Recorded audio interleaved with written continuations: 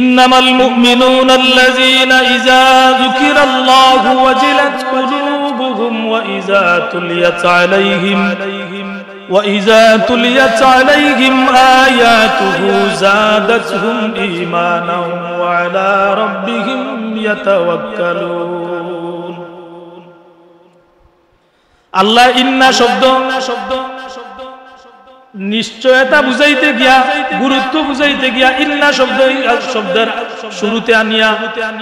ইন্নামাল মুমিনুনা আল্লাযীনা ইযা যুকিরাল্লাহু ওয়াজিলাত কুলুবুহুম ওয়া ইযা তুলিয়াত আলাইহিম আয়াতুহু যাদাতহুম ঈমানা। পরওয়ারদিগারে আলমে ফরমায়েন যে নিঃসন্দেহে মুমিন ব্যক্তি, ওই সমস্ত ব্যক্তি মুমিন যারা সামনে ইজা যুকিরাল্লাহ, আল্লাহর আয়াত সমূহ, আল্লাহর বাণী সমূহ আলোচনা করা হয়, আল্লাহর কথা আলোচনা করা হয়, আল্লাহর নিদর্শন সমূহের আলোচনা পেশ করা হয়। ওয়াজিলাত কুলুবুহুম, এই সময় আল্লাহর বাণী শুনিয়া, কোরআনে কারিমের বাণী শুনিয়া, কোরআনে কারিমের আয়াত শুনিয়া মুমিন বান্দাগুলোর অন্তরের মাঝে একটা কম্পন সৃষ্টি হয়। এরা ঈমানি শক্তি বাড়ি যায়,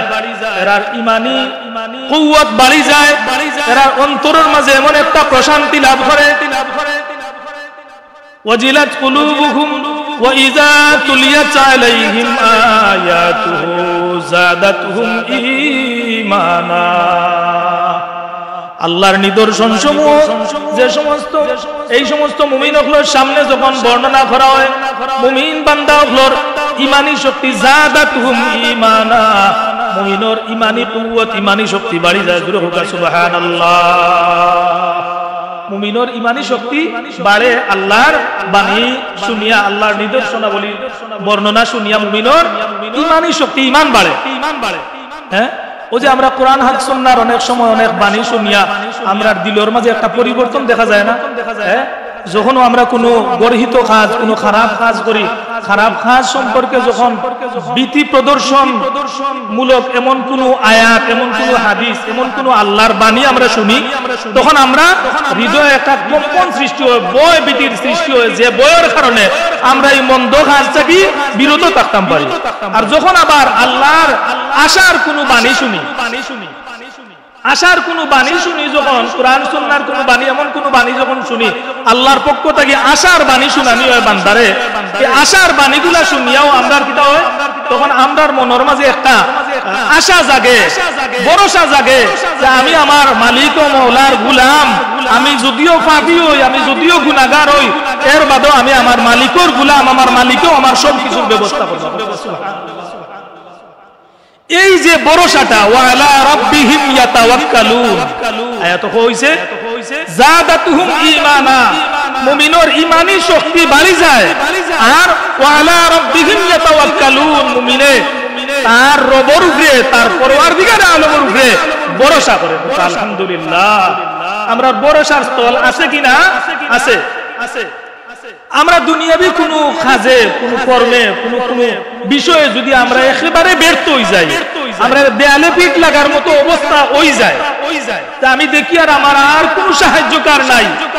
আমার কোনো উপায় নাই। তার উপায় আছে না? না বলে আছে। ওয়া আলা রাব্বিহিম ইয়াতাওয়াক্কালুন, তার দুনিয়ার কোনো সহায় সম্বল নাই, সব কিছু হারাই নিছে, কোনো গার্জিয়ান তার নাই, কোনো সাহায্যকার নাই, তার কোনো কিছু অবলম্বন নাই, সব কিছু হারাই নিছে সময়। এই অবস্থায় মুমিন বান্দা যদি তার রবের উপরে তাওয়াক্কুল করে, ভরসা করে, তাহলে তার লাগি তার রব যথেষ্ট না? না, যথেষ্ট। আল্লাহ যথেষ্ট। আল্লাহ ফরমান মান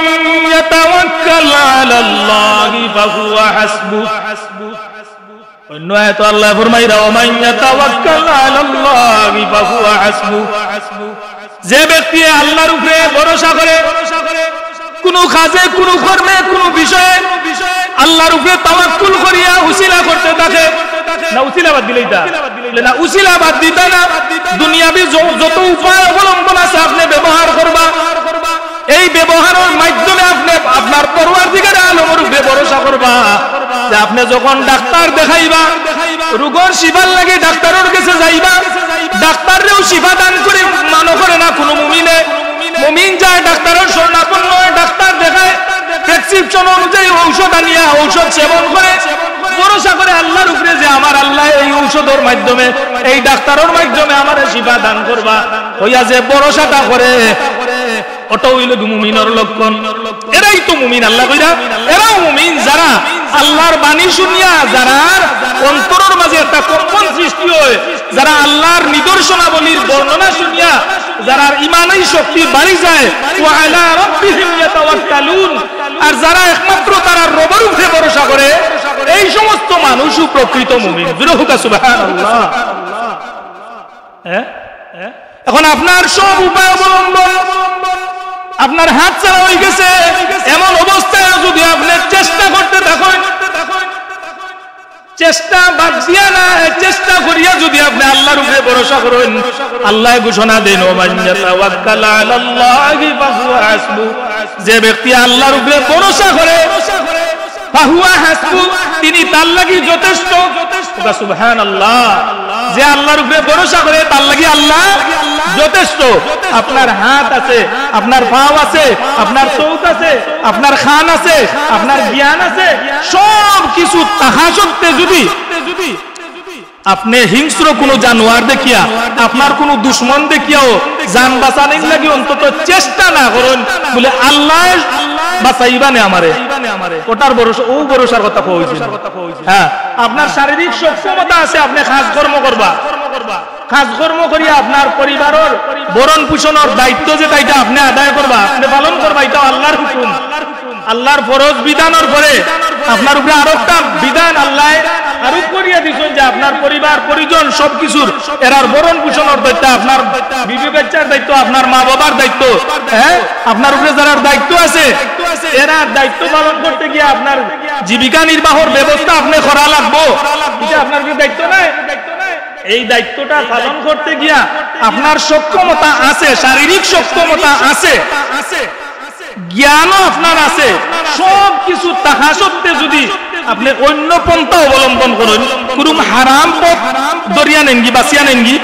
হারাম পথে অর্জন করা আরম্ভ করে দেন, ভিক্ষা বৃত্তি মানুষের কাছে হাত পাতা শুধু আরম্ভ করে দেন, তাইলে এটা ইসলামে সমর্থন করে না। যদিও ভিক্ষা বৃত্তিটা ইসলামে জায়েজ করছে, সবচেয়ে নিকৃষ্ট একটা জায়েজ, যে চাহিদা অনুযায়ী যার দরকার সে ভিক্ষা বৃত্তি করবে, যার উপায় অবলম্বন সবকিছু হাতছাড়া হয়ে গেছে, যে পঙ্গু হয়ে গেছে, তার শারীরিক সক্ষমতা নাই, এই মানুষটাই মানুষের কাছে হাত পাততে পারে। কিন্তু বর্তমানে ইনা ভাইরাস চলাইছে যে হাটে ঘাটে মাঠে বন্দরে শহরে যে জায়গায় যাইবা ভিক্ষুকর অভাব নাই, সব কিন্তু ভিক্ষুক নাই। আমি ভিক্ষা বৃত্তির বিরুদ্ধে একবারে বলি না, হইয়ান না। হ্যাঁ, ভিক্ষা বৃত্তিটা আপনি যে ভিক্ষা করেন তার বুঝার দরকার শরীয়তের দৃষ্টিকোণটা কি, আমি ভিক্ষা বৃত্তি করা আমার লাগি জায়েজ নি।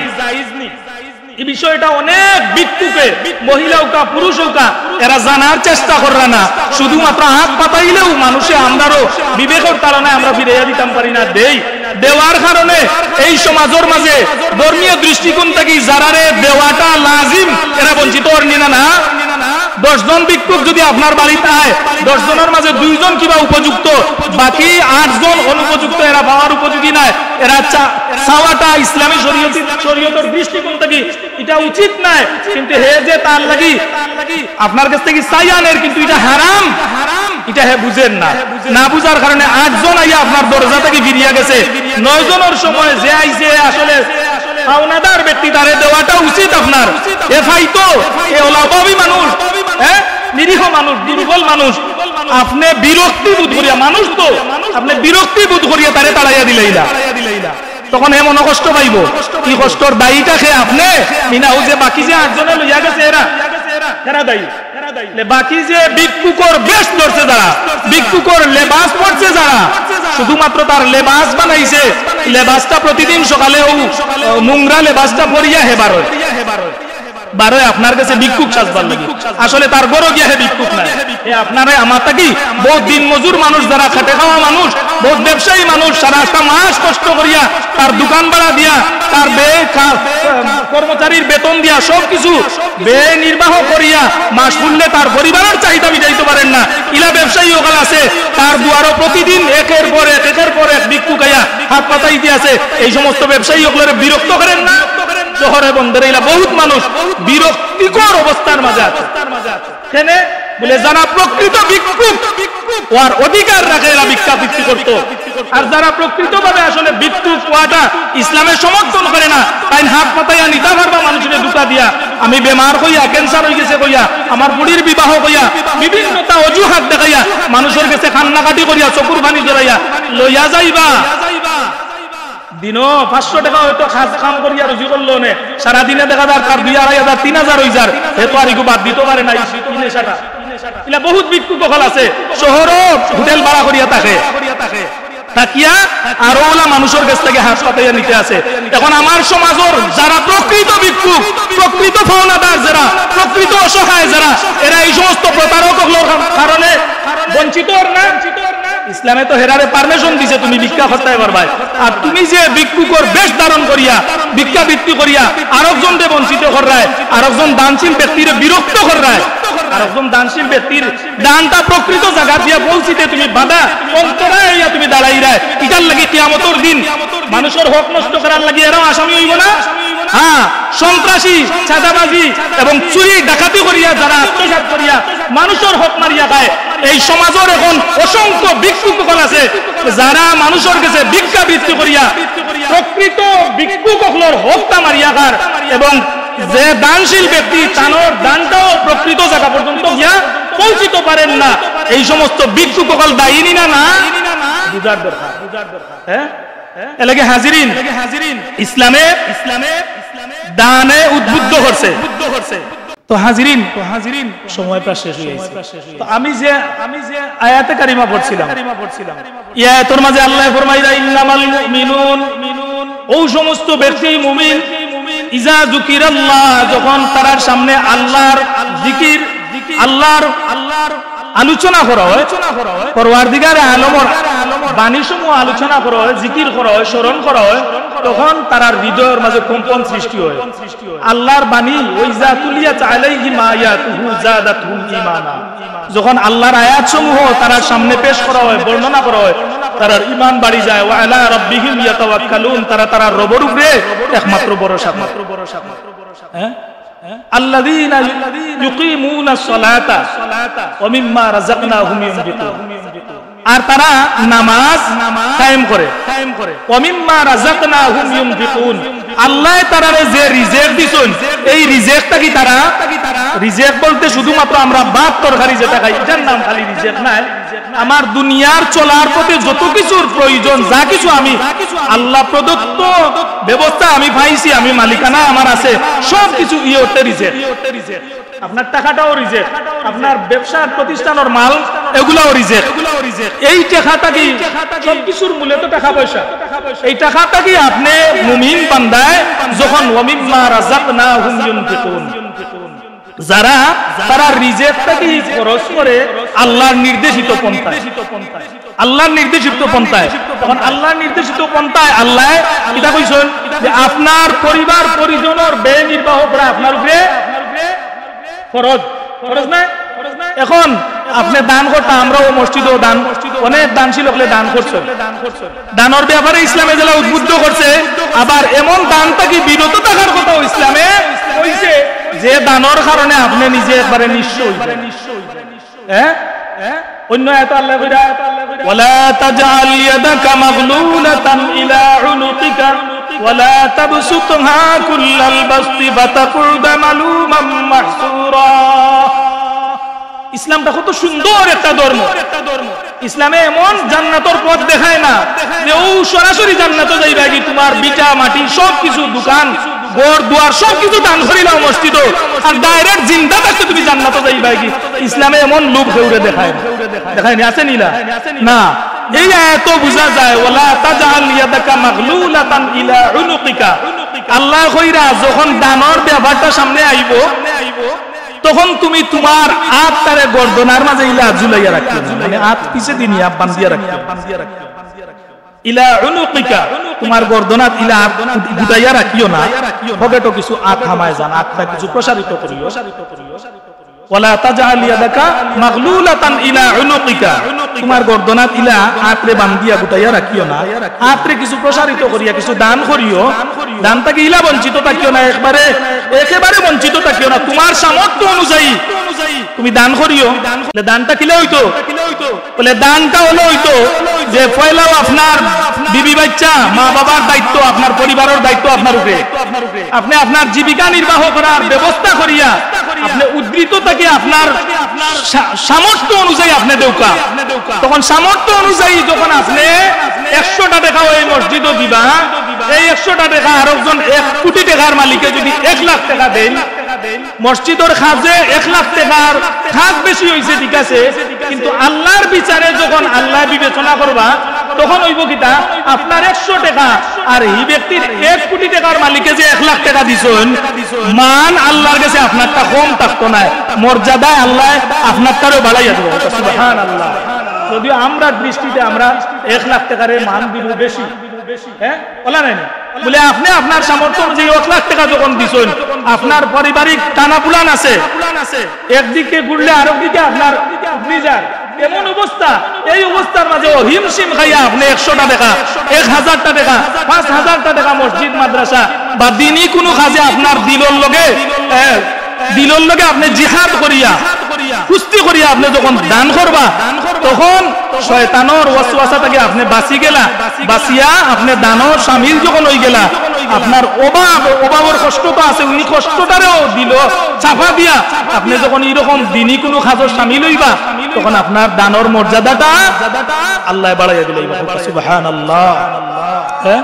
এর লাগে আমরা দান করতে ইলাও হইতাম না যে আমি এমন দানশীল হইলাম আর আমার বাচ্চা কাচ্চারে পড়ার দুয়ারের ভিখারি বানাইয়া আমার ঘর বাড়ি সব কিছু একবারে মসজিদে আনিয়া দিলে। হ্যাঁ, ইলা পর্যায়ের মানুষ যদি আমার কেউ বনতে পারে, বলে ইলা বনা সম্ভব। আবু বকর রাদিয়াল্লাহু তাআলা আনহু তাবুকের যুদ্ধত গিয়া দিলাইছিলা, যুদ্ধের সময় ইয়া রাসূলুল্লাহ আমার সমগ্র সম্পদ, হ্যাঁ বলে আবু বকর তুমি কিতা রাখি আইছো, কিতা গরো রাখি, বলে আল্লাহ আল্লাহর রাসূল, আল্লাহর হাবিবে আবু বকর রাদিয়াল্লাহু তাআলা আনহু দান গ্রহণ করছেন। অন্য এক সাহাবী এক সময় আনিয়া দিছিলা একটা স্বর্ণের একটা টুকরা, ইয়া রাসূলুল্লাহ আমার এই স্বর্ণের টুকরা ব্যতীত আমার আর কিছু নাই, আল্লাহর হাবিবে গ্রহণ করেন না, সামন্ত গিয়া গ্রহণ করেন না, তাই ডান দিকে বাম দিকে পিছন দিকে, এরপরে আল্লাহর হাবিবে এখান ছুড়িয়া মারিয়া বুঝুন তুমি যাও, মানে গ্রহণ করছেন না। আল্লাহর হাবিবে অন্তর দৃষ্টি আসিল বিদায়, এই ইলম আল্লাহর হাবিবের ভিতরে আসিল, জানা আসিল আল্লাহ প্রদত্ত ইলমের বরকতে আল্লাহর হাবিবে বুঝছেন যে তাইন সারা সব কিছু দেওয়া তান লাগি উচিত না, তান পরিবারের অনেক চাহিদা মেটানির দরকার আছে, বিদায়টা গ্রহণ করছেন না, তাই হি দরজার মানুষ নাই। আমি আপনি যদি সব কিছু দিয়া পরবর্তীতে আমি আমার ইমান লইয়া ঠিকই থাকাও কঠিন হইয়া দাঁড়াই, বলা নাই না। আর বহুত মানুষ সম্পদশালী আছে, এরা মনের লগে যুদ্ধ করিয়া জিহাদ করিয়াও দান শামিল আপনার মতো হইতো পারতো না। অনেক গরিব মানুষ, অনেক অভাবী মানুষ সকল সমাজও আছে যে দানের প্রতি জেলা উদ্বুদ্ধ, এইভাবে অনেক কোটি কোটি টাকার মালিকও আছে, হে পারতো না এইরকম তার মনের লগে জিহাদ। অন্তরের সংকীর্ণতা থাকি যে বাঁচি গেছে, কৃপণতা থাকি যে নিজরে বাঁচাই নিতে পারছে, এই মানুষ সফল হয়ে গেছে। আলহামদুলিল্লাহ। লাগি অন্তরের সংকীর্ণতা থেকে আমরা বাঁচতে হইব, তখন আমরা রেহাই পাইব।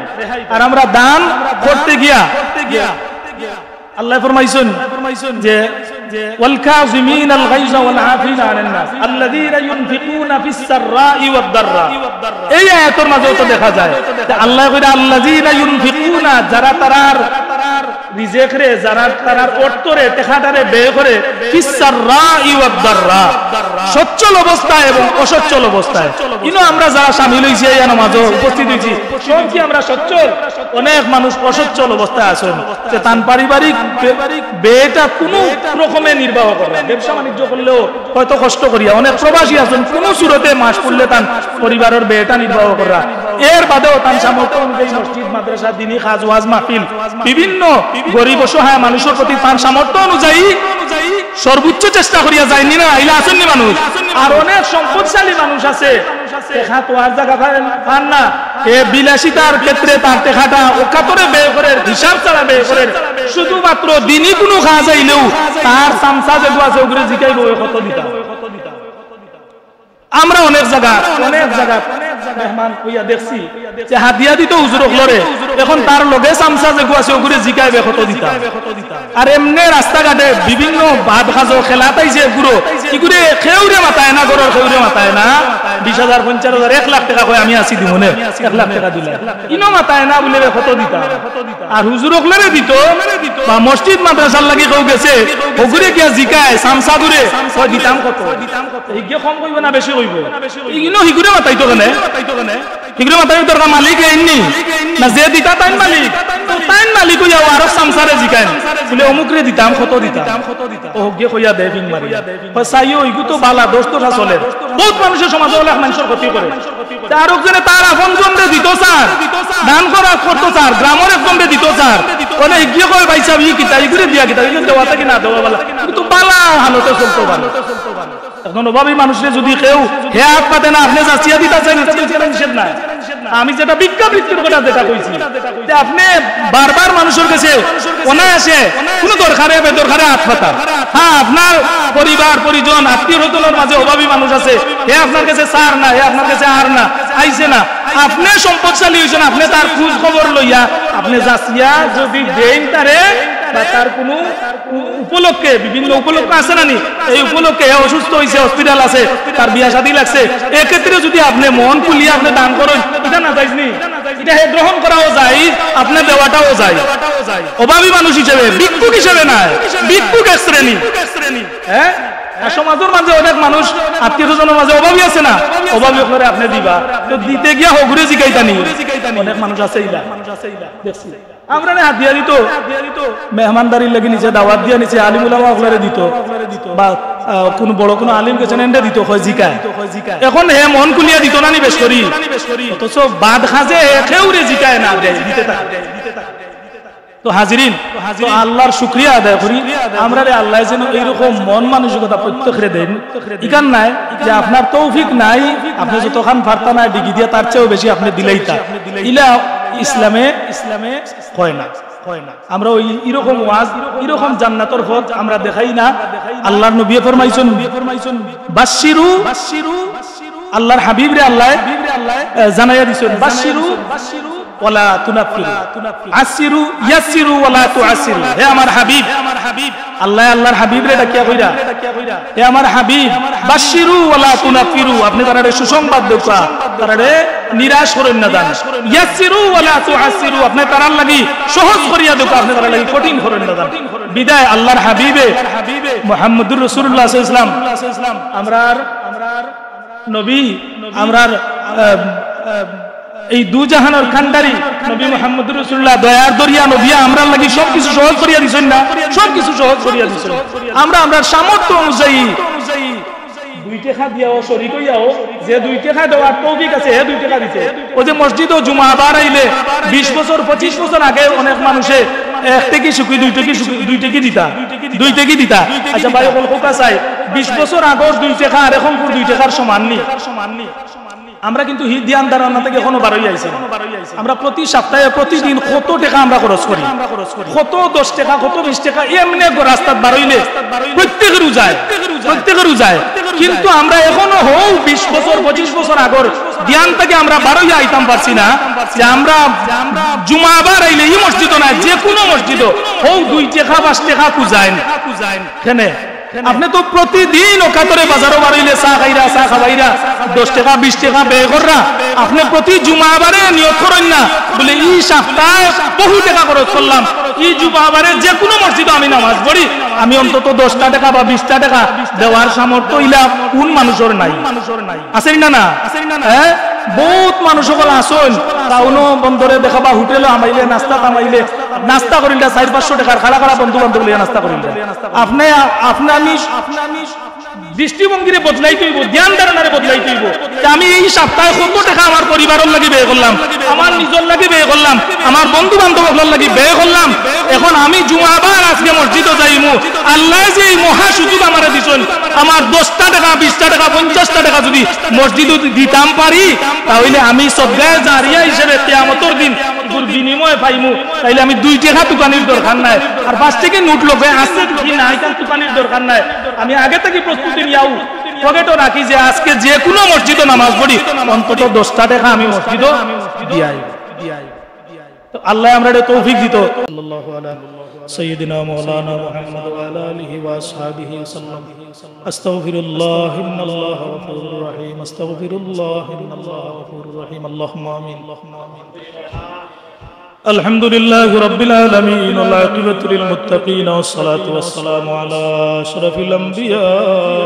ওয়াল মুরসালিন ওয়া আলা আলিহি ওয়া আসহাবিহি ওয়া আজওয়াজিহি ওয়া আহলি বাইতিহি আজমাইন। ربنا تقبل منا إنك أنت السميع العليم وتب علينا يا مولانا إنك أنت التواب الرحيم. ربنا اغفر لنا ذنوبنا وذنوب والدينا رب ارحمهما كما ربياني صغيرا رب ارحمهما كما ربياني. ربنا اغفر لي ولوالدي وللمؤمنين يوم يقوم الحساب. আল্লাহ ইয়া আরহামার রাহিমিন ইয়া আকরামুল আকরামিন পরওয়ারদিগার আলম ইয়া আল্লাহ হাজী তুরাব মিয়া সাহেবের বাজার জামে মসজিদ আল্লাহ তোমার বান্দা হাজী তুরাব মিয়া সাহেব ভিত্তিগ্রস্ত করিয়া গেছলা, নির্মাণ করিয়া গেছলা। আল্লাহ দীর্ঘদিন পরে আমরা সংস্কারের কাজ শুরু করিয়া অর্থর ভাবে এতদিন পর আমরা আবার নামাজের উপযোগী হয়েছে, আমরা নামাজ পড়তাম করিয়া তোমার দরবারে শুকরিয়া আদায় করিয়া তোমার যত বান্দা বান্দি হলে এই মসজিদের ভূমিদাতা লাগাইয়া এ পর্যন্ত তোমার যত বান্দা বান্দি হলে আল্লাহ টাকা পয়সা দিয়া ইয়া আল্লাহ পরামর্শ দিয়া শ্রম দিয়া যে যে রকমের সহযোগিতা করছেন আল্লাহ তোমার ঘরে যারা সাহায্য করছেন প্রত্যেকের সাহায্যের কবুল করুন। আল্লাহ যারা কবরবাসী হয়ে গেছেন আর কবরের বেহেশতের বাগান বানাই দেও। আল্লাহ যারা জীবিত আছেন হায়াতে তৈয়বা দান করি দেও।